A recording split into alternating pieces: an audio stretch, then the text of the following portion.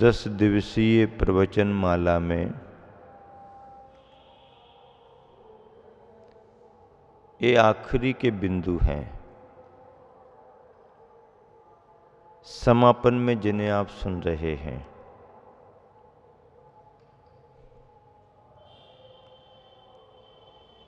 उपसंहार के ये बिंदु सार और सारांश की प्रेरणा दे रहे हैं। कौन से 3 शब्द हैं आज के लिए? शक्ति 1, भक्ति 2 और युक्ति 3। शक्ति, भक्ति और युक्ति, तीनों शास्त्रों में शब्द आते हैं, तीनों शब्द शास्त्रों में आते हैं। आप सुनते भी हैं। शक्ति किसे कहते हैं? शक्ति हमारे बल का नाम है। बल 2 तरह के हैं, एक शारीरिक बल और एक आत्मिक बल। शरीर संबंधी बल की भी चर्चा होती है और आत्मा के अंदर होने वाले क्षोभसम से प्राप्त आत्मशक्ति जो होती है वो भी बल में आती है। बलों की चर्चा में शरीर संबंधी कायबल है, बोलने संबंधी वाणी का वचन बल है और मन संबंधी मनोबल है।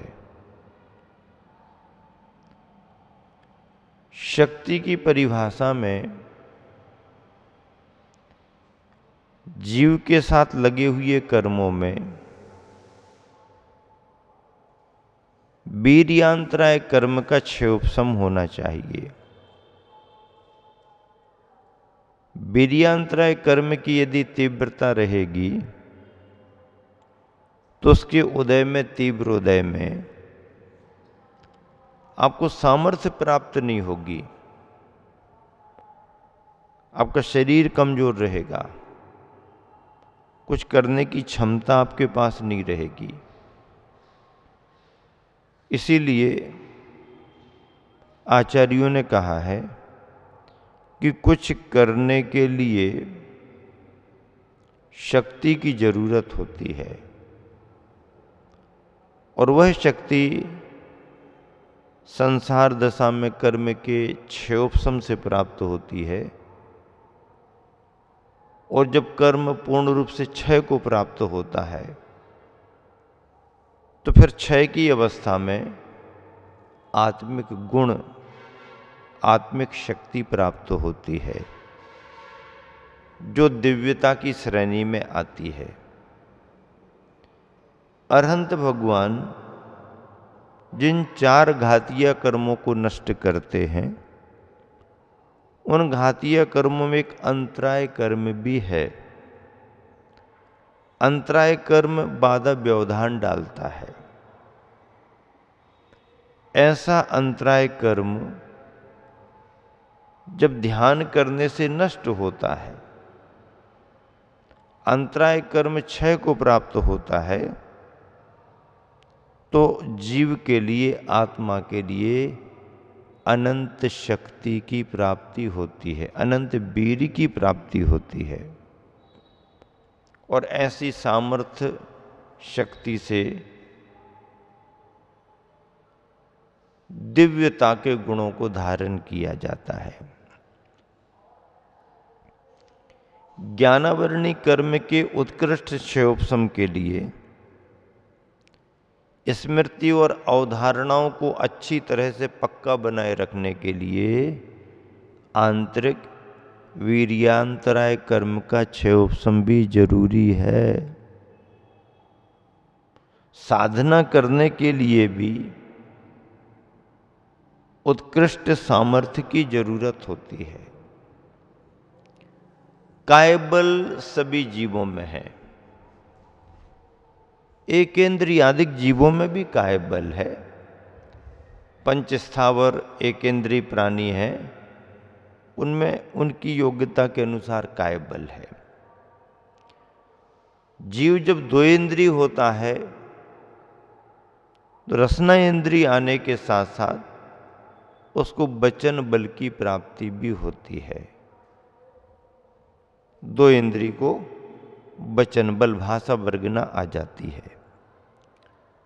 मन संबंधी सामर्थ्य पंचेंद्रीय अवस्था में प्राप्त होती है। पंचेंद्रीय की अवस्था में मन हो भी सकता, नहीं भी हो सकता।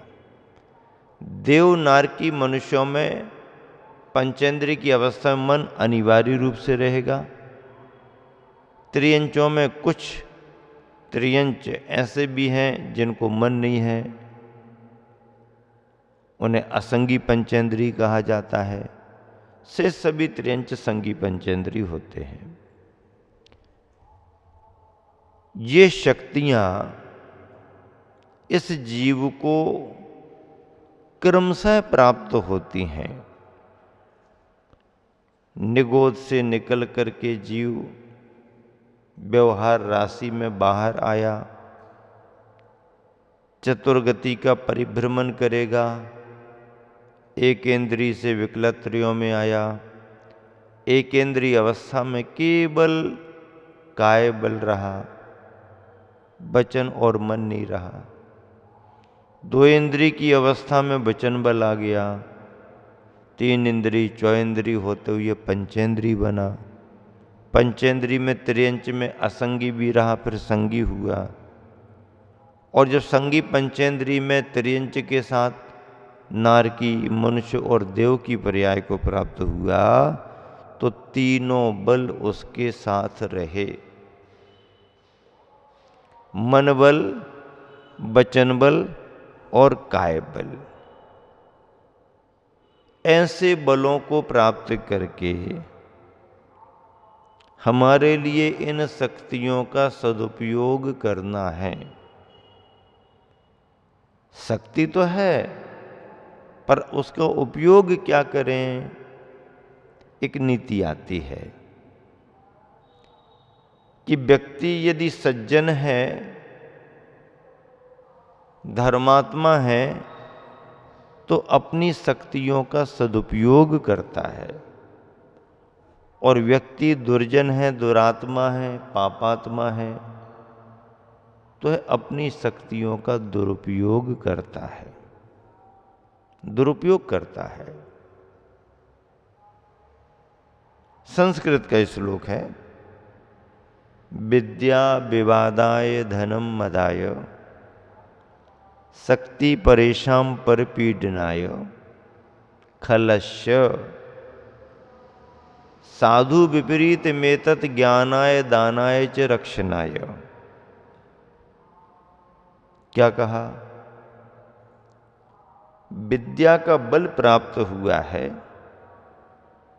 तो सज्जन तो उसका सदुपयोग करेगा, लेकिन विद्या का बल पा करके दुर्जन दुरुपयोग ही करता है।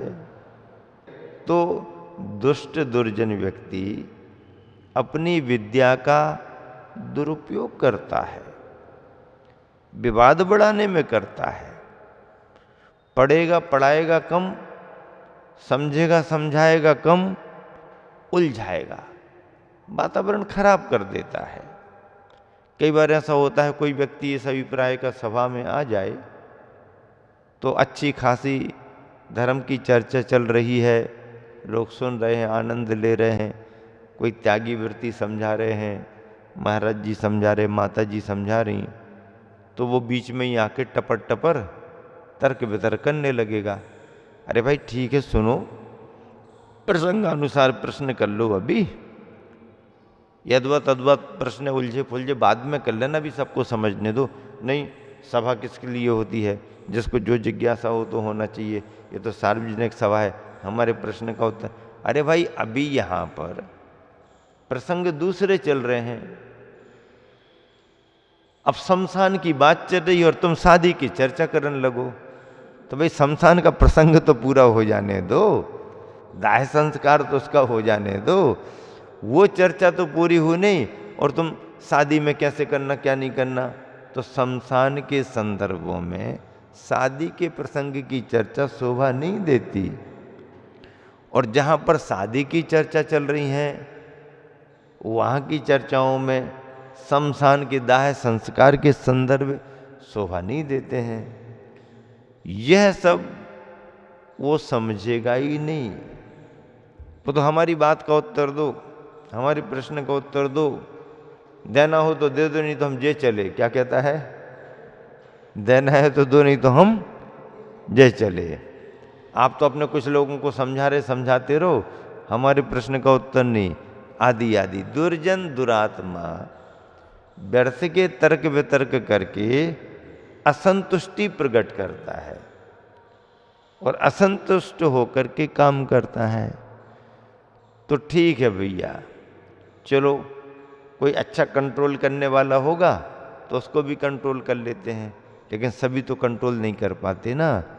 तो विद्या विवादाय, दुर्जन दुरात्मा अपनी विद्या का विवाद में उपयोग करता है। हमने देखा नदिया पर जब गाय जानवर जाते थे पानी पीने के लिए, तो बैल भैंस गाय घर में सब थी। पुराने समय किसानी परिवार था, खेती किसानी अच्छी थी, ट्रैक्टर वगैरह का उस समय जमाना नहीं था। अच्छे 3-3 4-4 बैलों की हल जोड़ियाँ हैं, भैंसें 5-7 हैं, 2-4-6 गायें हैं, खूब दूध लगता है, खेती किसानी होती है, गड़ी आदमी काम करते हैं खेतों पर, अच्छा चलता सब। तो नदी पर ये देखने में आता था कि पानी पीने में गायें तो जाकर के आराम चुपचाप पानी पीती थीं, लेकिन भैंसें जो जाती थीं साथ में, पहले तो वो एक दूसरे को धक्का मुक्की करके चलती हैं। भैंस के स्वभाव बहुत अलग अलग हैं, और एक बार गली में खड़ी हो जाए तो अब तुम कितना ही हल्ला करो, कितना ही करो, भैंस हटने वाली। भैंस की आगे फिर बीन कौन बजाए, वो तो बैठी सो बैठी। पानी में भी एक बार बैठ जाए फिर जल्दी नहीं उठती है। तो गायें तो पानी चुपचाप पी ले रही हैं, पानी पिया और निकल गई। लेकिन भैंस क्या करती, पहले तो पानी को यहाँ वहाँ हिलाएगी डुलाएगी, फिर अंदर को पानी में चली जाएगी, फिर पैरों से मुंह से पानी हिला डुला करके और पानी को मचाती है। पीती नहीं है, मचाती है। मतलब पानी पी ले तो अच्छा है, लेकिन ना उसको पानी पीना और ना पानी को पीने लायक रखना, ये भैंस का स्वभाव। गाय सज्जनता की प्रतीक है, और यदि पानी को मचा रही है भैंस और ना पी रही है, ना पीने देने योग्य पानी को रहने दे रही, तो वो दुर्जनता की प्रतीक है।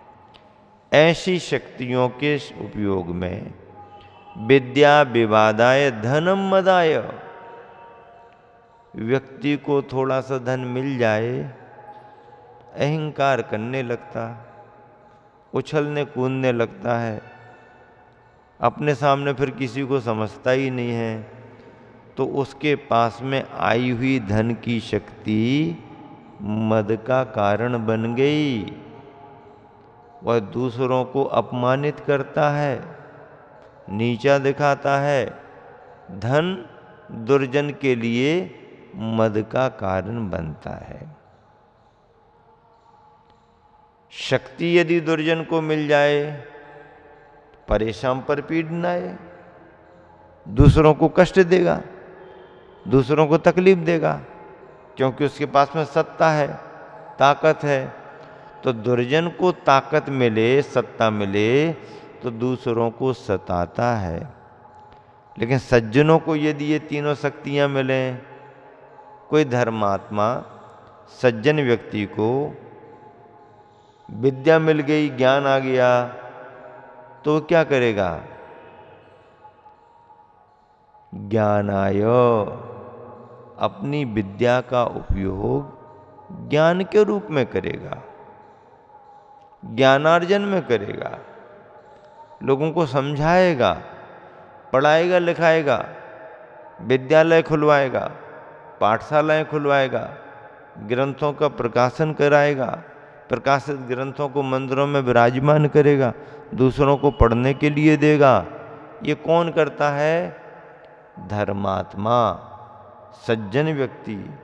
तो सज्जन को यदि ये शक्तियां मिलती हैं तो विद्या से ज्ञानाय, धन यदि मिल गया तो दानाय। आ गया है, आगे का क्या भरोसा?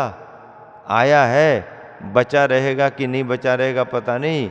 जो बनता है अच्छे कार्य में लगा दो, जो बनता है अच्छे कार्य में लगा दो तो दानाय। और शक्ति आ गई तो सभी की रक्षा करो, रक्षणाय, शरण दो, सहारा दो, भयभीत व्यक्ति को निर्भय निश्चिंत करो। ये कौन करता है? ये धर्मात्मा करता है, सज्जन व्यक्ति करता है। तो शक्ति की प्राप्ति और शक्ति का सदुपयोग, ये हमारी सज्जनता दुर्जनता पर निर्भर करता है। इस तरह से 3 बिंदुओं में पहला बिंदु शक्ति, शक्ति की प्राप्ति और शक्ति का दुरुपयोग ना करके सदुपयोग करने की प्रेरणा।